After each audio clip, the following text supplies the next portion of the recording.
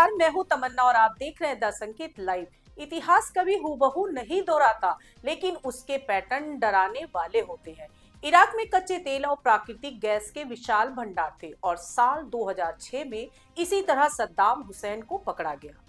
Venezuela में भी तेल, गैस और महंगे खनिजों का अथाह खजाना है और ठीक करीब 2 दशक बाद एक बार फिर वही कहानी सामने आती दिख रही है।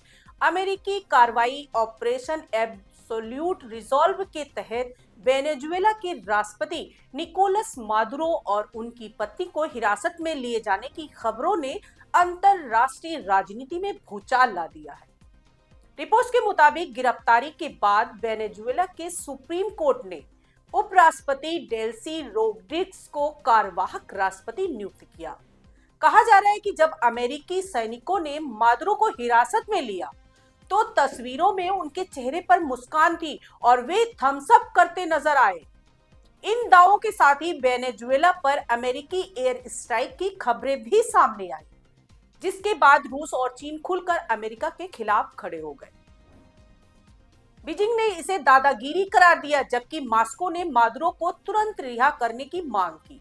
चीन के विदेश मंत्रालय ने बयान में कहा कि यह कदम अंतरराष्ट्रीय कानून और संयुक्त राष्ट्र चार्टर के मूल सिद्धांतों का उल्लंघन है और किसी संप्रभु देश के राष्ट्रपति के खिलाफ बल प्रयोग अस्वीकार है। चीन ने चेताया कि इससे पूरे लैटिन अमेरिका और कैरेबियाई क्षेत्र की शांति और सुरक्षा को गंभीर खतरा पैदा होगा। रूस ने इस कार्रवाई को सशस्त्र आक्रामकता बताते हुए निंदनीय कहा और बातचीत के जरिए समाधान पर जोर दिया। साथ ही संयुक्त राष्ट्र सुरक्षा परिषद की तत्काल बैठक बुलाने की मांग का समर्थन किया। रूस ने यह भी कहा कि लैटिन अमेरिकी को शांति क्षेत्र बने रहना चाहिए और वेनेजुएला को बिना बाहरी, खासकर सैन्य हस्तक्षेप के अपने भविष्य का फैसले का अधिकार है।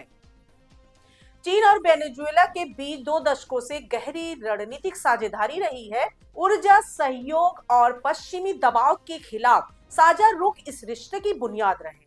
अमेरिकी प्रतिबंधों के बावजूद चीन वेनेजुएला के तेल का बड़ा खरीदार है और अरबों डॉलर की कर्ज तथा निवेश से वहां मौजूद है। इस बीच अमेरिका के राष्ट्रपति डोनाल्ड ट्रंप के हवाले से दावा किया गया कि अमेरिकी सेना ने कार्रवाई कर मादुरो को देश से बाहर ले जाया गया।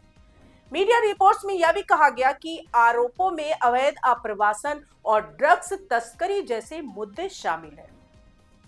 हालांकि इन दावों पर अंतर्राष्ट्रीय स्तर पर तीखी बहस छिड़ी है। ब्राजील के राष्ट्रपति लूला दा सिल्वा ने इस कदम को अस्वीकार बताया और कहा कि किसी देश के राष्ट्रपति को बंधक बनाना कानून का उल्लंघन है।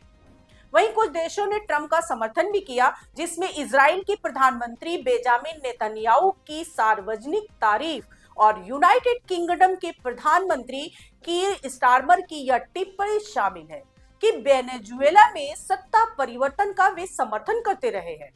अब बात भारत की। भारत ने अब तक संयमित और संतुलित रुख अपनाया है। भारत की विदेश नीति परंपरागत रूप से रणनीतिक स्वायत्तता पर आधारित रही है। न अमेरिका का खुला समर्थन और न ही रूस चीन खेमे में सीधी एंट्री। अमेरिका भारत का अहम रणनीतिक और व्यापारिक साझेदार है। रूस पुराना रक्षा सहयोगी और चीन जटिल लेकिन जरूरी पड़ोसी। ऐसे में भारत ने शांति, संवाद और अंतरराष्ट्रीय कानून के पक्ष में अपना रुख स्पष्ट करते हुए नागरिकों के लिए यात्रा से बचने की एडवाइजरी और हेल्पलाइन जारी की है। इसी बीच उत्तर कोरिया के नेता किम जोंग उन की एंट्री भी हुई, जिन्होंने मादुरो को अपना दोस्त बताते हुए अमेरिका को चेतावनी दी और तत्काल रिहाई की मांग की। भारत की राजनीति में भी सवाल उठे।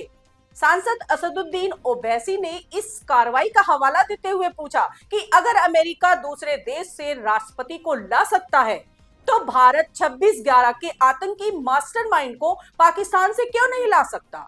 कुल मिलाकर तस्वीरें, बयान और प्रतिक्रियाएं यह संकेत देती है कि तेल, ताकत और भू राजनीति का खेल एक बार फिर तेज है। सवाल यही है कि क्या इराक जैसी कहानी का नया अध्याय है या वैश्विक व्यवस्था किसी और मोड़ पर खड़ी है, जवाब आने वाले दिनों में तय होंगे, लेकिन इतना साफ है कि वेनेजुएला की घटना ने दुनिया को दो खेमों में बांट दिया और भारत जैसे देशों के सामने संतुलन बनाए रखने की चुनौती और गहरी हो गई है। आज के लिए इतना ही। नमस्कार दोस्तों।